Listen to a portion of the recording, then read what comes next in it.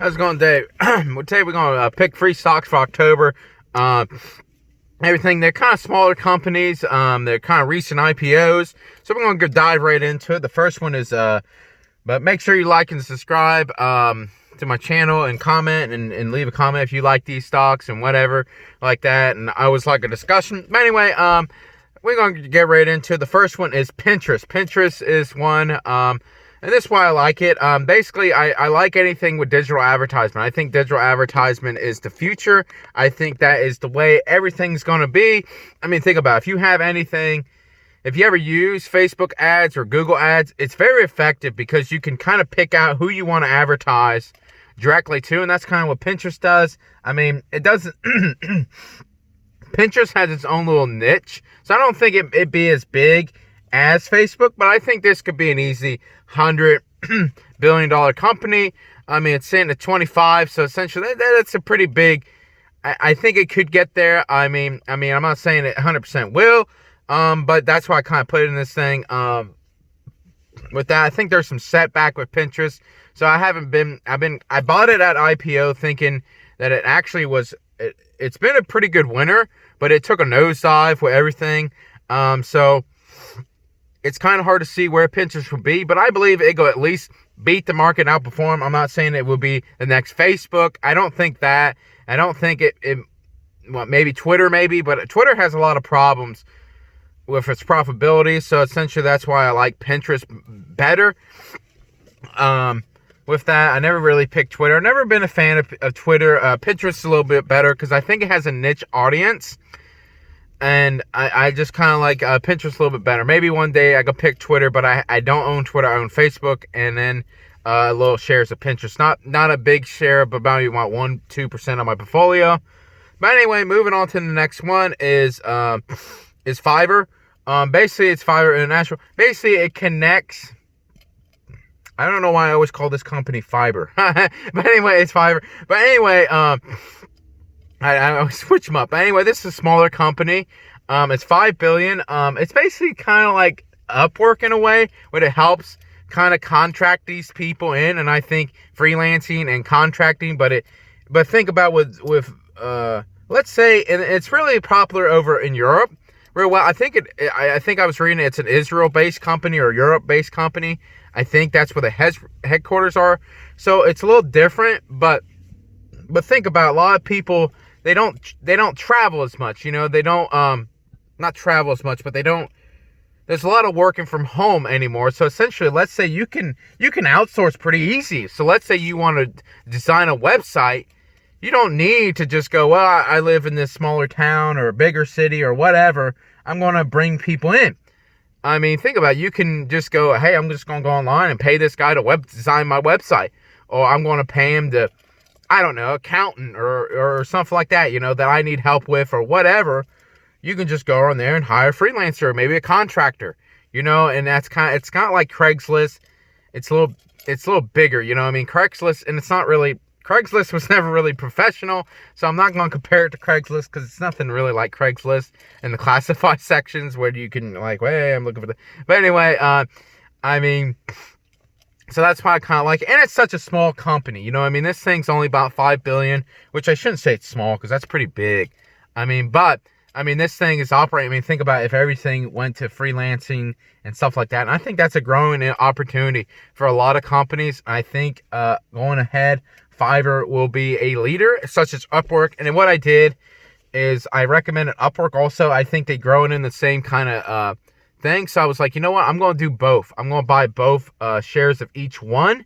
And that's what I did. And I think that's kind of really what I kind of do a lot. I kind of group these things together in like maybe a basket or something, if you want to call it that. And there's some people call it that, right? Where it's like a basket approach. So essentially you want to allocate you think that's a growing industry. It's just like in the video game stocks. Who's going to win? EA, Take-Two, or Interactive?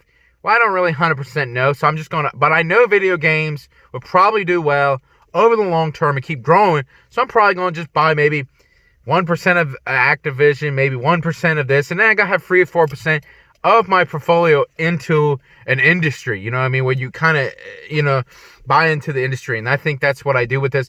I mean, that's why I buy this and Upwork, and it's kind of diversified. So I'm not going, well, Fiverr's going to win over Upwork or whatever, because I don't really know. But I know that it's a growing industry, and I know everything's going online, such as, think about if you make a Shopify store and you don't know how to really advertise, that's going to be a problem, you don't know. So what do? You go to these people, go, hey, I need to be advertised this product, and you can kind of, okay, I do digital advertisement, or you know what I mean? Or I want to make this video. I don't know how to video edit. I go onto these websites and pay somebody to do it, and it's easy. It's not real sketchy. I mean, it's professionally done. So it's not like you're, okay, when it's done. I mean, Fiverr does all the transactions, and Upwork does. I've actually used Upwork when I had my Shopify store, but we won't get into that. But anyway, that's why I kind of like this, and that's why I kind of recommend it. I think Upwork came IPO first, so that's why I went with Upwork, and I personally used it. I never used Fiverr, but I went on the website, kind of looked at it. It's basically kind of the same setup in a way, and it does a little more things. But anyway, moving on to the next one is Redfin. This basically helps with real estate, and it's a real small company. I mean, it's only a $5 billion company, and you think about the whole mortgage market. I mean, that is massive. You know what I mean? Think about that. You know what I mean? Everybody, you know what I mean? You drive by a whole street of houses, somebody owns that, and somebody has a mortgage, probably buy it. Nobody really buys a $200,000, $300,000 house in cash. I mean, that, well, unless you are rich, but then you're probably not watching this video. But anyway, and I think real estate probably going to do well with lower interest rates. And I really believe somebody's, and a lot of people say, well, a lot of people don't buy houses anymore. Well, somebody buys it because somebody is the landlord. If you don't rent it, somebody bought it. You know what I mean? So I really believe, and people are just going to buy more houses, and that's why the stocks ran up a lot with lower interest rates in the real estate market. So basically, this company, you're basically betting that basically real estate, and it's kind of a tech company, so it has a tech edge to it. It's not like Toll Brothers where you're betting that people are going to build more houses. It's not a home builder. It's not that. What it is it basically makes transactions easier. It's basically digitalization of real estate online, which I like that. You know what I mean? Makes it easier. You know what I mean?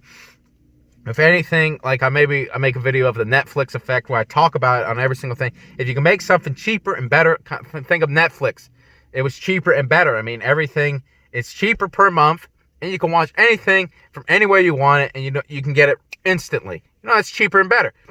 Versus the old way, Blockbuster or a video store where you go in there and buy it, and they don't have it. You go in there, you see the display, and you go, oh, then you pick it up, and it's not there.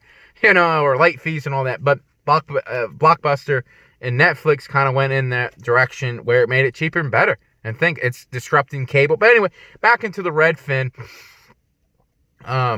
That's basically what it does. So I mean, maybe I could make a video on the next economic boom. Why I think the Dow could easily hit 100,000 by, I don't know. I'm not going to put, by the end of the decade. I think the Dow Jones can easily hit 100,000. I mean, think about millennials are the youngest generation, but they're the biggest. I mean, they're basically the baby boomers 2.0, you know what I mean? In economic terms, I'm not comparing them. But basically, the baby boomers had kids, and they're the millennials. And that's the biggest generation. And what age are they? Between 35 and 18? I don't forget the demographics. But you get it. I mean, think about it. They're all going to move out and buy homes or you know what I mean? And think about with the lower interest rates. I mean, I think the real estate market will eventually do well. You know what I mean? I'm not saying it depends on where you're at. Obviously, I think maybe I can't speak for the whole thing, but as an overall, I think people will keep buying houses, especially if interest rates stay low. I think it's some place it's just almost cheaper to buy a house than to rent, and you have that kind of that weird thing. I think it won't stay that long, but it could push people into it. I think Redfin's going to capitalize. I'm not really, but that's how I kind of think about this investment. I was reading about it, and it recently IPO'd, and it's been doing well. And I was like, you know what? I could buy it. And that's my thought process with it. But anyway, and it's only $5 billion company. Like I said, I mean, think about if everything digitalized, which think about with coronavirus going around, this virus, everybody's like, hey, I don't want to meet in person. I just do it all online. You can buy a house online. Think about that. It's kind of weird. But anyway, I mean, I know people still look at them, of course. But I mean, all the transaction, all the paperwork can be pushed online. And that seems like a pretty good deal. But anyway, that's all I gotta say. And it's a small company. But the run for them again is Pinterest, Fiverr, not Fiverr, and then Redfin. Moving forward with it, I think them are the stocks to kind of buy, and that's the ones I'm looking at. Thank you for watching. Make sure you leave a comment what you're buying and what you're looking at. And thank you for watching. Thank you.